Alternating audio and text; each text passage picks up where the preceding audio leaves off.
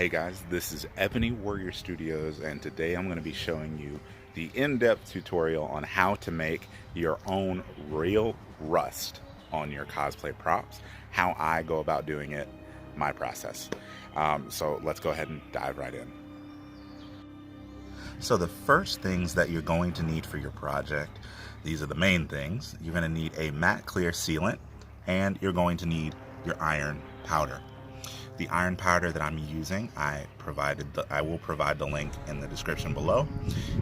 I got it on Amazon. It was really cheap, and it is 100% iron powder, and it creates an amazing rust when you add the solution to it. So firstly, what you want to do for your surface, depending on what type of rust you're wanting, you're going to want a base layer that will show through. That basically gives your entire piece the look like paint is peeling up from it. So what I did first was I sealed my piece with Flex Bond, let it dry, and then I put a nice layer of aluminum metallic paint on here, and that is going to shine through with the rust after I do my masking, and it's going to look like paint is peeling up, different layers of paint, and it's going to look absolutely fantastic. So what you're going to do, really simple process. So you take your matte sealant. You can see I already started over here. You take your matte sealant, and you want to make it since this is going to be going underneath the basically the top layer of paint, you can be as exaggerated as you want with the rust, because it adds texture to the overall metal look of your piece. So what I am doing, I looked at reference for Rom, and he's got rust all around the edges of these pieces and in these little divots and stuff like that.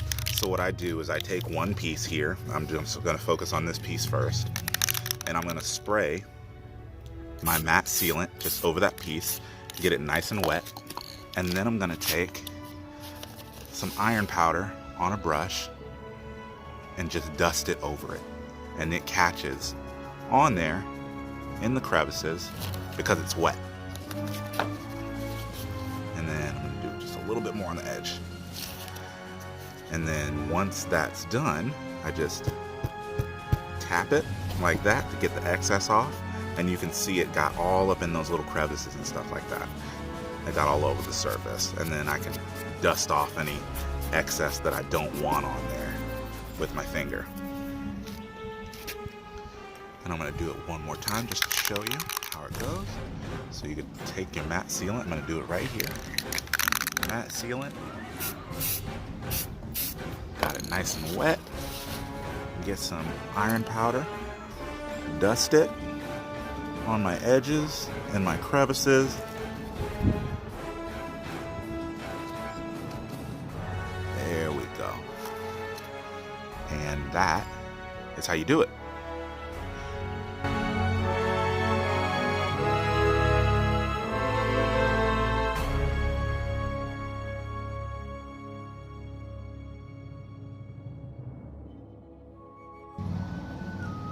Okay, so I don't know if you can see it in this lighting, but this piece is now done. It's got all the iron powder in all the areas that I want it to be. So what I'm going to do next is I'm going to take my solution that I created for activating the rust. It is a mixture of half hydrogen peroxide, half vinegar, and about 3 tablespoons of salt, and just a dash of water, and it's all mixed up in there. And what you're going to do, once you tap off any excess that you have, put it down, and then you're going to make sure it's misting, and you mist over all the parts that have iron powder. You can already see it starting to activate.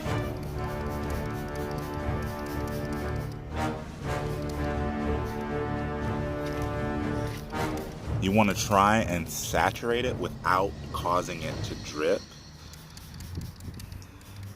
Some of that drippage actually gives it a really nice effect, but you don't want too much because it'll get underneath in in crevices where you can't reach to dry it up. But it's okay because all of this is going to go underneath a top layer of paint. Now, there was something I did not mention. You want to, if you possibly can, you want to do this out in sunlight because that will help the rust cure faster. It'll also dry everything much faster and cleaner. All these little water bubbles and stuff will dry, and they will leave almost a rust dust on the surface, and you can rub it off really easily with like a paper towel or something like that.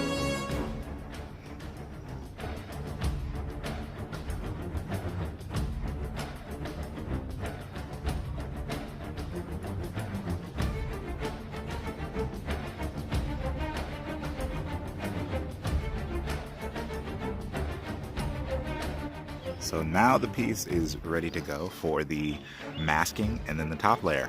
I rubbed off what I'm gonna call the rust bubbles. All of them are gone, so it looks like a really natural rust going on the in the creases, in those crevices, and it just looks like this piece has been worn and weathered. But it is too much wearing and weathering, so I'm going to mask it, get little bits of silver, little bits of rust to shine through my paint job, so that way it looks like it's worn and weathered, but it hasn't been without use.